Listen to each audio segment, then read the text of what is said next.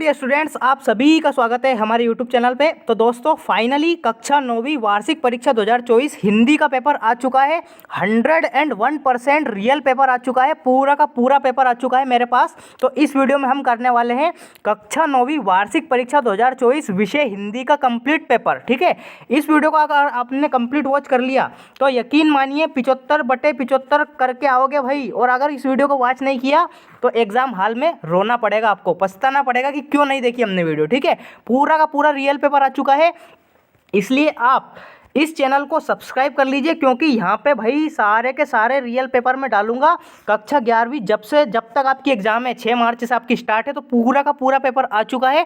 सारे जो आपके रियल पेपर है वो इसी यूट्यूब चैनल पर डाले जाते हैं, इसलिए आप इस वीडियो को अधिक से अधिक शेयर कर दो और चैनल को सब्सक्राइब कर लो, ताकि आने वाले पेपरों की नोटिफिकेशन जो मैं वीडियो डालूंगा उनकी जो नोटिफिकेशन है सबसे पहले आपको मिल जाएगी। ठीक है, चलिए जी, तो बिना किसी टाइम को बर्बाद किए शुरू करते हैं। इस वीडियो में हम करेंगे कक्षा 9वीं वार्षिक परीक्षा 2024 का कंप्लीट पेपर सॉल्यूशन, जो आपका रियल पेपर आ चुका है। ठीक है भाई, चलिए शुरू करते हैं।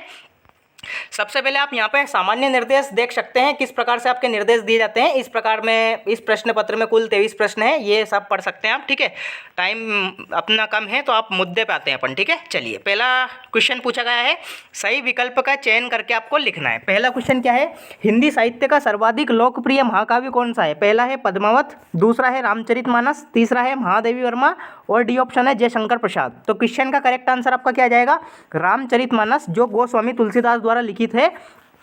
बी ऑप्शन इस क्वेश्चन का राइट आंसर आ जाएगा। हिंदी साहित्य का सर्वाधिक लोकप्रिय महाकाव्य है रामचरितमानस। ठीक है, चलिए भाई, रसखान किस भक्ति शाखा के कवि हैं। तो आपके जो रसखान है वो कृष्ण भक्ति शाखा के कवि है, यानी कि बी ऑप्शन इस क्वेश्चन का राइट आंसर आ जाएगा। ठीक है, रसखान जो है वो सगुण भक्ति धारा में आती है, आपकी भक्ति काल के ये कवि है, और सगुण भक्ति धारा में आती है आपकी राम भक्ति और कृष्ण भक्ति, तो ये कृष्ण भक्ति के कवि हैं। ठीक है, बी ऑप्शन इस क्वेश्चन का राइट आंसर आ जाएगा डियर स्टूडेंट्स। चलिए अगला क्वेश्चन क्या है, थर्ड क्वेश्चन है, काव्य की शोभा बढ़ाने वाले तत्व क्या कहलाते हैं। तो देखिए, काव्य की शोभा बढ़ाने वाले तत्वों को कहते हैं अलंकार, यानी कि सी ऑप्शन इस क्वेश्चन का करेक्ट आंसर आ जाएगा। आपने अलंकार की परिभाषा पढ़ी होगी कि जिस प्रकार गहने नारी की शोभा बढ़ाते हैं, उसी प्रकार अलंकार शब्दों की या काव्य की शोभा बढ़ाते हैं। ठीक है, तो अलंकार इस क्वेश्चन का राइट आंसर आ जाएगा प्यारे बच्चों। ठीक है, चलिए फोर्थ क्वेश्चन क्या है, किस पक्षी ने सालिम अली के जीवन की दशा को बदल दिया था। ठीक है, 4 ऑप्शन दिए गए हैं, कबूतर, मैना, गौरैया या फिर कोयल।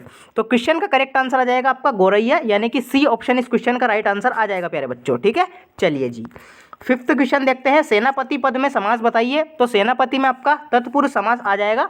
ठीक है, ए ऑप्शन इस क्वेश्चन का राइट आंसर आ जाएगा। ठीक है, सेना का पति, ये इस प्रकार से इसका विच्छेद होगा, विग्रह होगा। ठीक है, चलिए रेणु के प्रसिद्ध आंचलिक उपन्यास का क्या नाम है। तो आंचलिक उपन्यास है, आंचलिक उपन्यासकार हैं आपके फणीश्वर नाथ रेणु।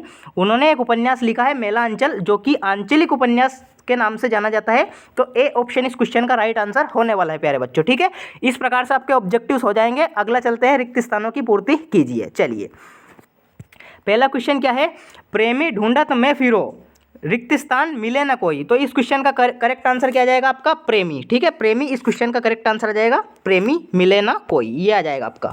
उपमेय में उपमान का आरोप रिक्त स्थान अलंकार में होता है, तो ये रूपक अलंकार में होता है, रूपक इस क्वेश्चन का राइट आंसर आ जाएगा। वीर रस का स्थायी भाव पूछा गया है। देखिए शोक होगा नहीं, क्योंकि शोक करुण रस का स्थायी भाव होता है, इसलिए इसका राइट आंसर क्या आ जाएगा, उत्साह इस क्वेश्चन का राइट आंसर आ जाएगा। जानवरों में गधा सबसे ज़्यादा रिक्त स्थान समझा जाता है। तो ये बुद्धिमान तो समझा जाता नहीं है, तो बुद्धिहीन ही समझा जाएगा। ठीक है, गधा कैसा होता है, बुद्धिहीन।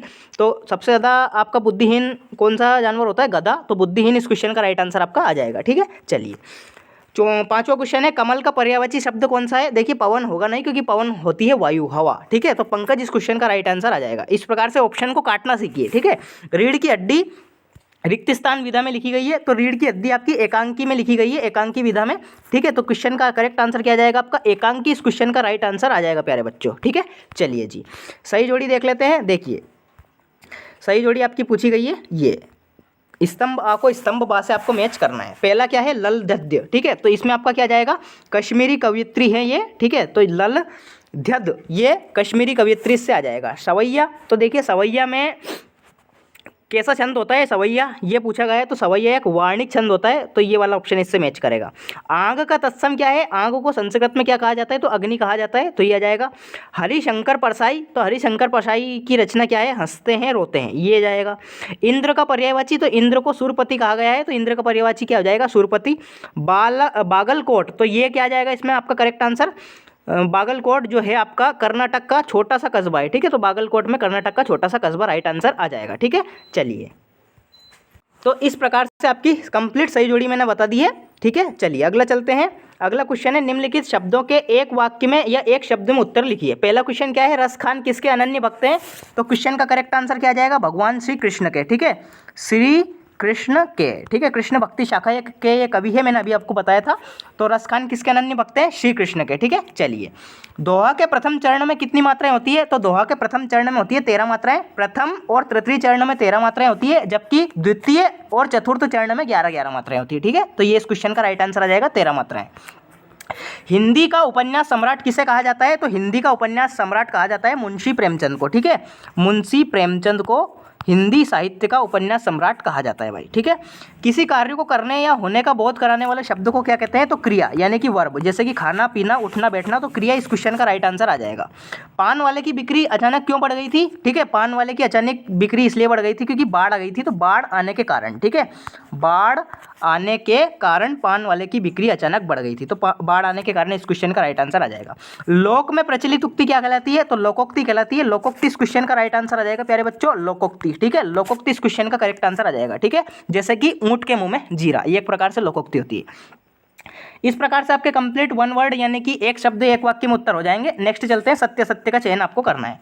पहला क्वेश्चन क्या है, कबीर एक समाज सुधारक थे, बिल्कुल सही बात है। कबीर निर्गुण ब्रह्म के उपासक थे और एक समाज सुधारक थे, तो बिल्कुल ये सत्य आ जाएगा। पहले वाले में क्या आ जाएगा आपका सत्य, ठीक है। दूसरा क्वेश्चन क्या है, संचारी भावों की संख्या 35 है, नहीं, संचारी भावों की संख्या 33 है, 33 है, ना कि 35, तो इसमें असत्य आपका आ जाएगा। मंगोलों का मुंह लाल होता है, बिल्कुल करेक्ट बात है। मंगोलों यानी कि विदेशियों का मुंह कैसा होता है, लाल होता है, रेड होता है, ठीक है। तो लाल यानी कि सत्य इस क्वेश्चन का राइट आंसर आ जाएगा। अगला क्वेश्चन देखते हैं, कहानी गद्य की गौण विधा में आती है, नहीं, गलत बात है। कहानी गद्य की प्रमुख विधा में आती है डियर स्टूडेंट्स, ठीक है। प्रमुख विधा में, प्रमुख विधा में जैसे निबंध है, नाटक है, एकांकी है, कहानी है, उपन्यास, ये होती है प्रमुख विधाएं। गौण विधाएं कौन कौन सी होती है, संस्मरण, रेखाचित्र, रिपोर्टार्ज, यात्रा वृत्तांत, डायरी, ये होती है आपकी गौण विधाएं, ठीक है। तो ये आपका करेक्ट आंसर आ जाएगा। भूपति में ती उपसर्ग है, नहीं, भूपति में ती प्रत्यय है, ना कि उपसर्ग। अगर ये बोलता भू तो हम मान लेते उपसर्ग, ठीक है। तो इसमें भी आपका क्या जाएगा, असत्य इस क्वेश्चन का राइट आंसर आ जाएगा। लेखिका मृदुला गर्ग की तीसरी बहन का नाम चित्रा था, बिल्कुल सही बात है। लेखिका जो मृदुला गर्ग थी उनकी तीसरी बहन का नाम क्या था, चित्रा था, बिल्कुल सही आंसर ये सत्य आ जाएगा, ठीक है।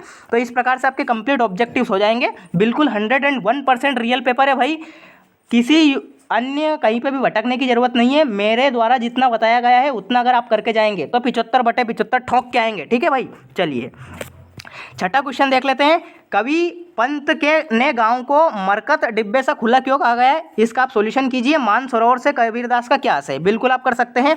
भक्ति काल के दो कवि की प्रत्येक एक रचना, तो बिल्कुल आप लिख सकते हैं। गोस्वामी तुलसीदास की रामचरितमानस और कवितावली, दोहावली, गीतावली आप लिख सकते हैं। सूरदास की लिख सकते हैं, सूर साहित्य, सूर सागर साहित्य लहरी, ठीक है, ये आप लिख सकते हैं बिल्कुल इजीली। नई कविता की कोई दो कवियों का नाम बिल्कुल आप लिख सकते हैं। भवानी प्रसाद मिश्र, सन्नाटा, गीत फरोश, नरेश मेहता भी आप लिख सकते हैं बिल्कुल इजीली क्वेश्चन, ठीक है। ये आप मैंने आपका आंसर भी बता दिया है। देखिए भक्ति काल के जो कवि हैं, कबीरदास, बीजक, रमीनी, साबद, साकी, ये आप कर सकते हैं। रैदास, बानी, नानक देव, सुंदरदास, ठीक है, ये मैंने आपको बहुत सारे बता दिए हैं, तो आप कोई से भी कर सकते हैं। चलिए अगला क्वेश्चन देखते हैं, छायावाद की प्रमुख दो विशेषताएं, बिल्कुल आप कर सकते हैं। छायावाद की प्रमुख दो विशेषताएं कौन कौन सी है, एक तो है इसमें प्रकृति चित्रण, दूसरा है इसमें नारी के प्रति सम्मान की भावना, ये आप कर सकते हैं। नई कविता की दो विशेषता बिल्कुल आप कर सकते हैं। सुमित्रा नंदन पंत अथवा कबीरदास के भाव सौंदर्य की विशेषताएं बिल्कुल आप कर सकते हैं। सुमित्रा नंदन पंत को प्रकृति का चितेरा कवि कहा गया है, तो ये आप लिख सकते हैं। कबीरदास समाज सुधारक थे, निर्गुण ब्रह्म के उपासक थे, तो ये आप लिख सकते हैं, ठीक है। अनुप्रास अलंकार की परिभाषा बिल्कुल आप कर सकते हैं कि काव्य में जहां एक ही वर्ण की आवृत्ति एक से अधिक बार हो तो वहां पे कौन सा अलंकार होता है, अनुप्रास अलंकार होता है। रूपक अलंकार बिल्कुल आप कर सकते हैं।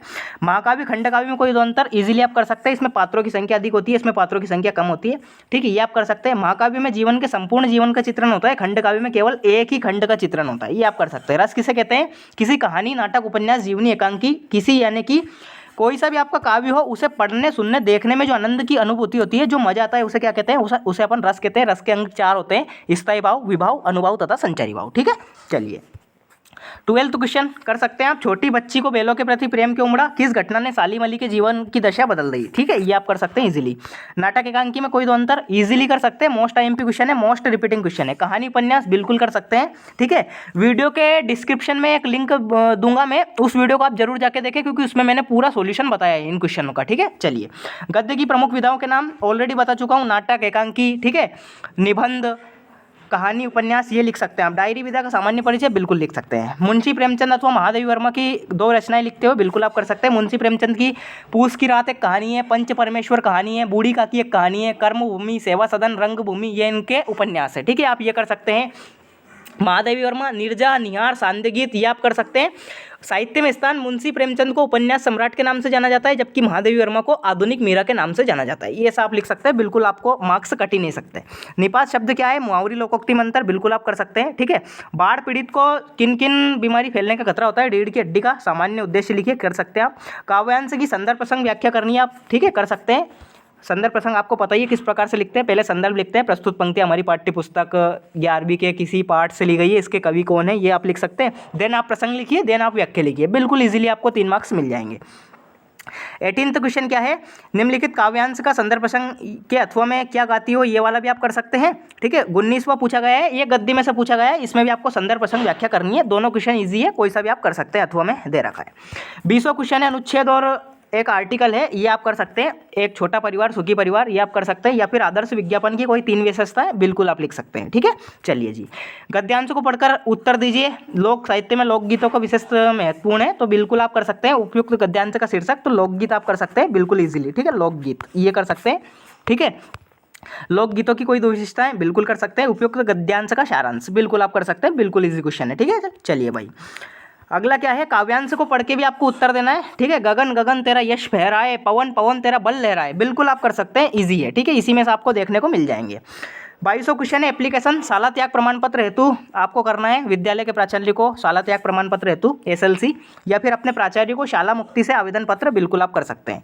निम्नलिखित किसी एक विषय पर रूपरेखा सहित निबंध लिखिए, कर सकते हैं आप। ठीक है, निबंध आप में कोई सा भी याद कर सकते हैं, कंप्यूटर के में रिकॉर्डिंग आप कर सकते हैं। ठीक है, चलिए जी, तो इस प्रकार से प्रश्न 1 से प्रश्न 23 तक हो जाएंगे। इस वीडियो में मैंने पूरा का पूरा नाभी का पेपर बता दिया है।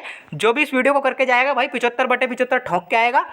इस वीडियो के कमेंट बॉक्स में एक लिंक पिन है, उस वीडियो को आप जरूर जाके देखें, क्योंकि उसमें मैंने सॉल्यूशन बताया है। ठीक है भाई, चलिए जी, तो इस चैनल को सब्सक्राइब कर लीजिए, क्योंकि 9वीं के सारे पेपर इस यूट्यूब चैनल पर डाले जाएंगे। मिलते हैं नेक्स्ट वीडियो में, तब तक के लिए टाटा बाय बाय, जय हिंद, वंदे मातरम, भारत माता की जय।